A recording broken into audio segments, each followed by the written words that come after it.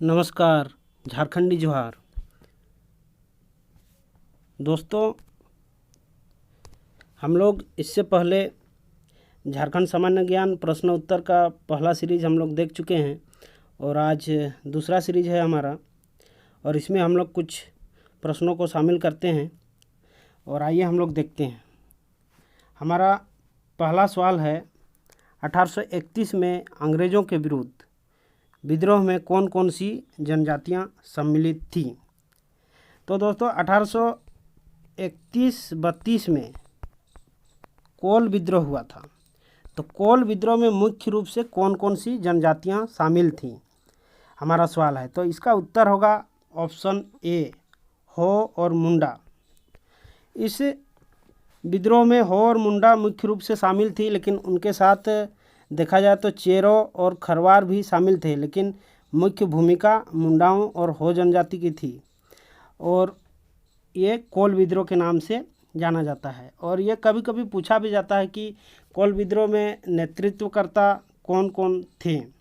तो कोल विद्रोह में नेतृत्वकर्ता सिंगराई और बिंद्राई और बुधू भगत ये नेता थे उसमें मुख्य रूप से। आइए फिर हम लोग सेकंड क्वेश्चन लेते हैं।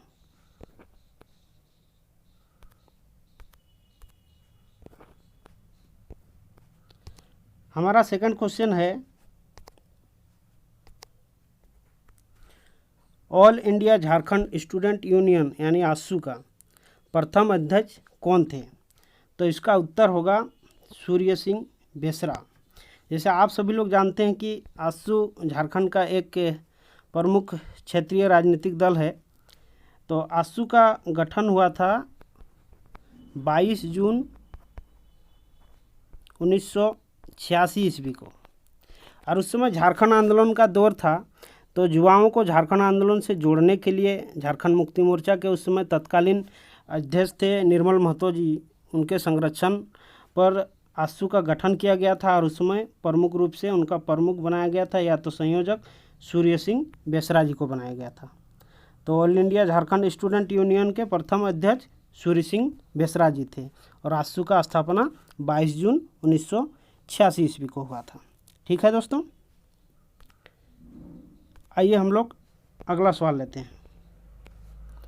सवाल नंबर तीसरा, झारखंड राज्य में देश के कुल कोयला भंडार का लगभग कितना प्रतिशत कोयला है। कोयला झारखंड में बहुतायत मात्रा में पाया जाता है और कोयला के क्षेत्र में झारखंड का महत्वपूर्ण हिस्सेदारी है। तो झारखंड में कोयला का भंडारण कितना प्रतिशत है। तो 2019 के ऊर्जा रिपोर्ट के आधार पर भारत सरकार के झारखंड में कोयला का प्रतिशत ऑप्शन नंबर बी, उसका उत्तर होगा 25.88%। इसको याद रखिएगा। झारखंड में धनबाद के झरिया या तो हम देखेंगे कि दामोदर नदी घाटी का जो भी क्षेत्र है उसमें बहुतायत रूप में कोयला मिलता है। ठीक है दोस्तों, आइए हम लोग अगला सवाल लेते हैं। हमारा सवाल है, क्षेत्रफल की दृष्टि से झारखंड का सबसे बड़ा जिला कौन है। तो क्षेत्रफल की दृष्टि से झारखंड का सबसे बड़ा जिला ऑप्शन नंबर ए पश्चिम सिंहभूम है और ये देखा जाए तो इसका क्षेत्रफल सबसे अधिक है और ये 7182 वर्ग किलोमीटर है सिंहभूम डिस्ट्रिक्ट का, पश्चिमी सिंहभूम का। और ये पश्चिम सिंहभूम डिस्ट्रिक्ट का स्थापना हुआ था, ये भी कभी कभी पूछ सकता है, इसका स्थापना हुआ था 16 नवंबर 1990 ईस्वी को। ये भी आप नोट करके रख सकते हैं। और इसका क्षेत्रफल है 7182 वर्ग किलोमीटर और इसका स्थापना हुआ था 16 नवंबर 1990 ईस्वी में। ठीक है दोस्तों, और कभी कभी देखा जाता है, आप लोग देखते होंगे कि सबसे अधिक जंगल किस जिला में है। तो वो भी अगर क्षेत्रफल के हिसाब से देखा जाए तो सबसे अधिक क्षेत्रफल में जंगल पश्चिमी सिंहभूम में ही मिलता है। इसलिए ये भी आप लोग का याद रखने जो एक बात है कि सबसे अधिक अगर क्षेत्रफल के आधार पर देखा जाए तो उसमें भी पश्चिम सिंहभूम आता है। जंगल के क्षेत्र में भी 3300 वर्ग किलोमीटर क्षेत्र में जंगल मिलता है। ये भी आप लोग याद रखिएगा। और सबसे बड़ा ज़िला भी पश्चिम सिंहभूम है। और हम लोग देखते हैं कि खान खनन में भी बहुत ही समृद्ध ज़िला है। लोयक्स के मामले में भी वहाँ पर बहुत सारे खान हैं वहाँ पर, जैसे नवामुंडी हुआ, चिड़िया हुआ, ये सभी पश्चिम सिंहभूम में ही हैं। ठीक है, आइए हम लोग आगे बढ़ते हैं।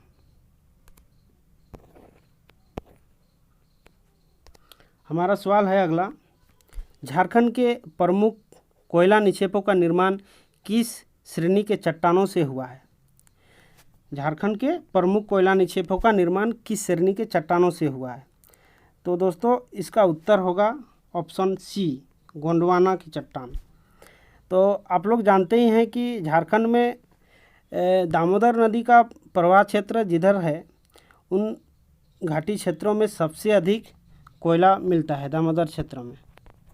और ये गोंडवाना चट्टान के अपभ्रंश वाला के बाद दामोदर नदी बना, और उसके आसपास के जो भी क्षेत्र हैं उसमें कोयला सबसे अधिक मात्रा में मिलता है, इसलिए इसका उत्तर होगा गोंडवाना की चट्टान। और ये जो first number Archaean granite gneiss है, इस क्षेत्र में इसमें कोई भी किसी तरह का मतलब कोयला नहीं मिलता है, क्योंकि ये सबसे पहला चट्टान था। उस समय कोई भी पेड़ पौधे या तो जीव जंतु नहीं थे, और हम लोग जानते हैं कि कोयला तो जीवाश्म ईंधन है, तो उस समय जीव जंतु ही नहीं थे, तो आर्कियन ग्रेनाइट नीस तो होगा ही नहीं। और इसमें लोहा या तो अन्य जो भी खनिज मिलते हैं उस तरह के मिलते हैं, लेकिन कोयला गोंडवाना की चट्टान से मिलता है। ये उसके बाद का चट्टान है, अगर देखा जाए उसका निर्माण का दृष्टिकोण से, उसका कार्यक्रम में, तो ये गोंडवाना सेकंड नंबर में आता है, वो फर्स्ट में आता है। इसमें कोयला नहीं मिलता है, इसको याद रखिएगा। ठीक है, आइए हम लोग अगला सवाल, क्वेश्चन नंबर 6। हमारा सवाल कहता है कि झारखंड राज्य में छोटा नागपुर के पठारी भाग में अनेक जलप्रपात हैं, ये सर्वाधिक किस जिला में है? हम लोग देखते हैं कि छोटा नागपुर का पठारी क्षेत्र, हम लोग ये आसपास जितना भी रांची, हजारीबाग, या तो इधर सिमडेगा हुआ, गुमला हुआ, जो भी, तो यहाँ पर इस क्षेत्र में बहुत सारे जलप्रपात हैं, लेकिन बहुतायत मात्रा में कहाँ पर सर्वाधिक जलप्रपात मिलते हैं? तो इसका उत्तर होगा ऑप्शन बी, रांची जिला में। रांची जिला के आसपास आपको बहुत सा जलप्रपात देखने को मिलेगा। जैसे आसपास में देखिए गौतम धारा हुआ, या तो हुंडरू फॉल हुआ, या तो दसम फॉल हुआ, इस तरह से और छोटे छोटे बहुत से फॉल हैं। तो इसलिए हमारा छोटा नागपुर पठारी क्षेत्र का रांची जिला में बहुत अधिक जलप्रपात हैं। ठीक है,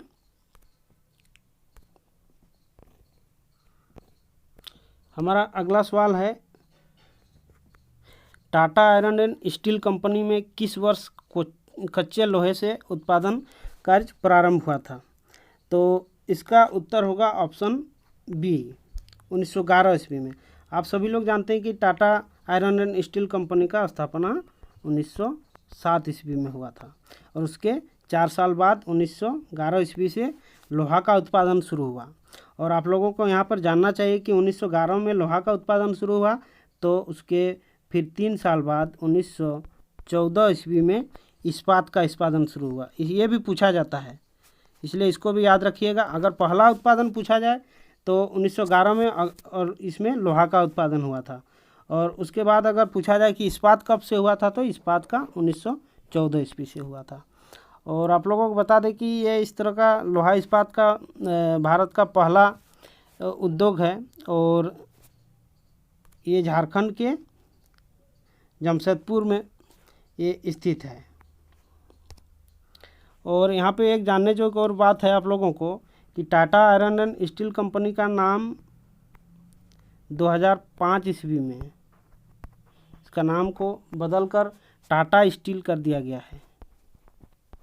टाटा स्टील कर दिया गया है, इसलिए अब ये टाटा स्टील के नाम से जाना जाता है। और उत्पादन के लिहाज से देखा जाए तो प्रतिवर्ष इसका क्षमता है 28 मिलियन टन, ये लोहा इस्पात का उत्पादन करता है।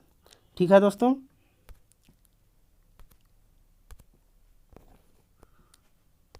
हमारा अगला सवाल है, कोनार जल विद्युत केंद्र किस जिले में स्थित है?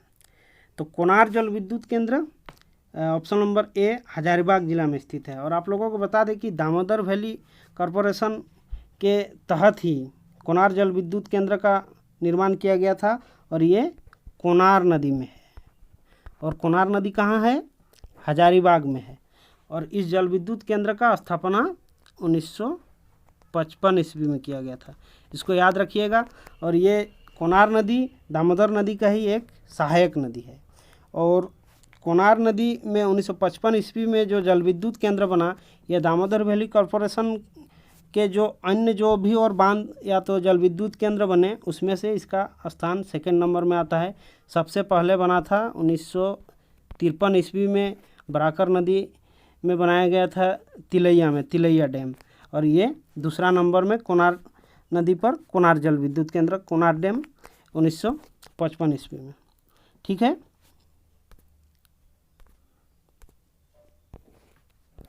आइए हमारा अगला सवाल है, झारखंड के किस नगर में यूरेनियम कारखाना, या ये उत्तर यहाँ पर थोड़ा सा मिस्टेक किया गया है इसको टाइपिंग में।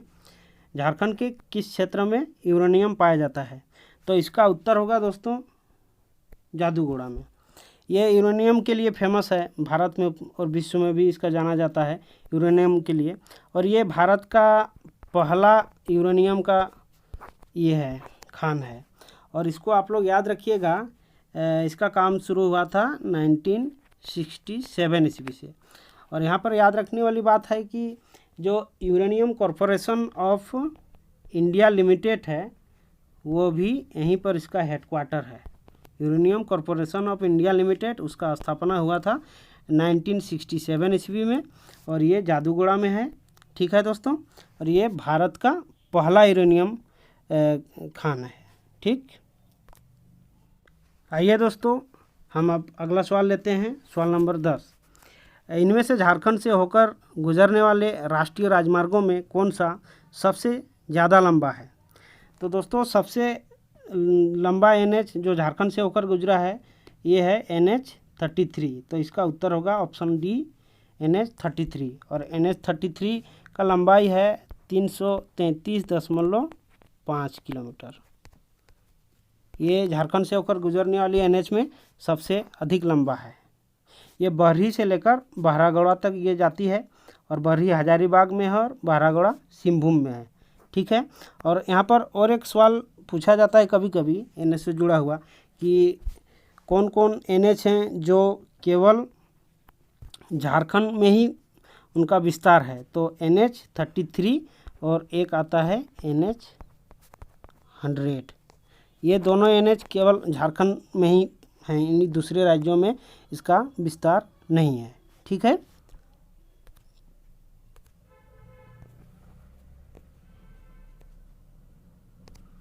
हमारा अगला सवाल है 2001 की जनगणना के अनुसार झारखंड का आबादी कितना था?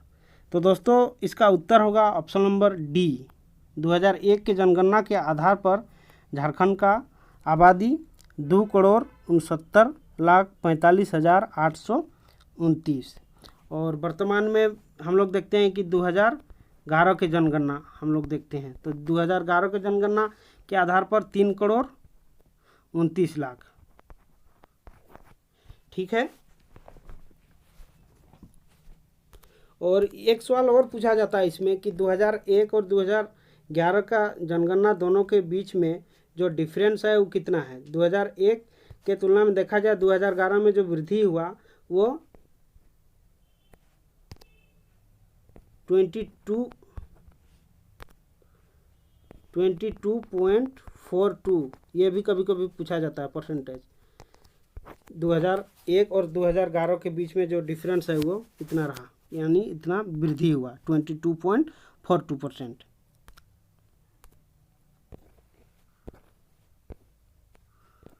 हमारा अगला सवाल है, ये बहुत बार एग्ज़ाम में पूछा भी गया है इसको, कि 1929 ईस्वी में अखिल भारतीय ट्रेड यूनियन कांग्रेस का अधिवेशन झारखंड में कहाँ हुआ था? तो दोस्तों इसका उत्तर होगा ऑप्शन डी, झरिया में हुआ था। और झरिया कहाँ है? धनबाद में है, याद रखिएगा। और झरिया भी कोयला के लिए बहुत ही फेमस जगह है। 1929 ईस्वी का अखिल भारतीय ट्रेड यूनियन का जो भी अधिवेशन हुआ था वो कहाँ हुआ था, तो ये झरिया में हुआ था और झरिया धनबाद में है। और आप लोगों को बता दें कि अखिल भारतीय ट्रेड यूनियन कांग्रेस का स्थापना 1920 ईस्वी में ही हुआ था। ठीक है, इसको भी याद रखिएगा, कभी कभी पूछा जाता है। और 1929 ईस्वी में जो अधिवेशन हुआ हमारे यहाँ झारखंड के झरिया में, इसका अध्यक्षता कौन किए थे, ये सवाल भी कभी कभी पूछा जाता है, इसलिए इसको याद रखिएगा। इसके अध्यक्षता किए थे NM जोशी, ये भी याद रखिएगा। और ट्रेड यूनियन कांग्रेस का स्थापना करने में इनका महत्वपूर्ण भूमिका था, श्रेय इन्हीं को जाता है, NM जोशी को। और उस समय अध्यक्षता NM जोशी जी किए थे, ये भी याद रखिएगा।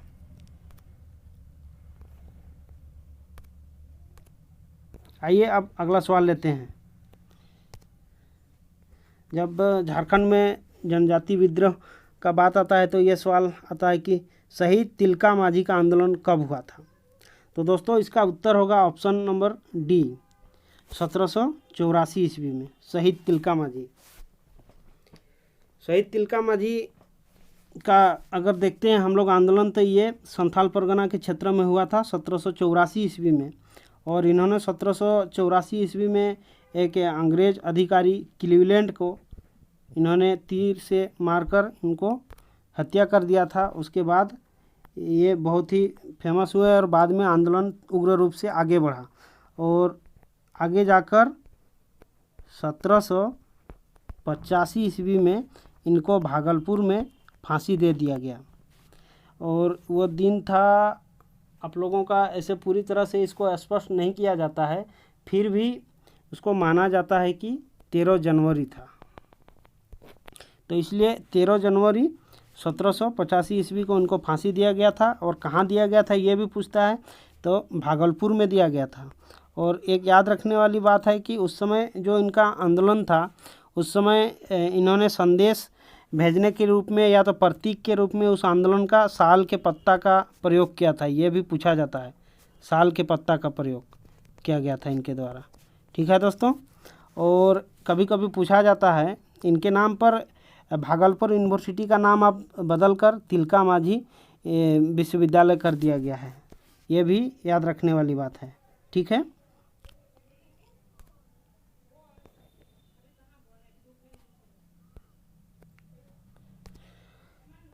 हमारा अगला सवाल है केंद्रीय ईंधन अनुसंधान संस्थान कहाँ स्थित है। तो केंद्रीय ईंधन अनुसंधान संस्थान जलगोड़ा में स्थित है, ऑप्शन नंबर बी। और ये जलगोड़ा कहाँ है, धनबाद में है। तो यहाँ ऑप्शन में धनबाद भी है, अगर जलगोड़ा नहीं रहता है तो आप लोग धनबाद मार सकते हैं ऑप्शन को देखकर, इसलिए आप लोग एग्जाम में उसको ध्यान में रखिएगा। अगर जलगोड़ा नहीं है तो धनबाद मार सकते हैं, अन्यथा जलगोड़ा। और जलगोड़ा धनबाद में है। और इसका स्थापना कब हुआ था ये भी कभी कभी पूछा जाता है, इसलिए याद रखिएगा। इसका स्थापना हुआ था 1946 ईस्वी में। और यहाँ पर और एक पूछा जाता है कि इसके 10 साल बाद ठीक 1956 ईस्वी में केंद्रीय खनन अनुसंधान संस्थान धनबाद में ही इसको स्थापित किया गया था। और बाद में इन दोनों को 1994 ईस्वी में मिला दिया गया और केंद्रीय खनन एवं ईंधन अनुसंधान केंद्र उसको बनाया गया। ये भी पूछा जा सकता है, इसको याद रखिएगा 1994 में। तो दोस्तों आप लोगों को वीडियो कैसा लगा आप लोग को कमेंट बॉक्स में बताइएगा। और इसी तरह से और नए नए सवाल हम लोग लाते रहेंगे और आप लोगों के बीच इसी तरह से विश्लेषण करेंगे। हमारे साथ जुड़ने के लिए हमारे चैनल को सब्सक्राइब कीजिए। धन्यवाद।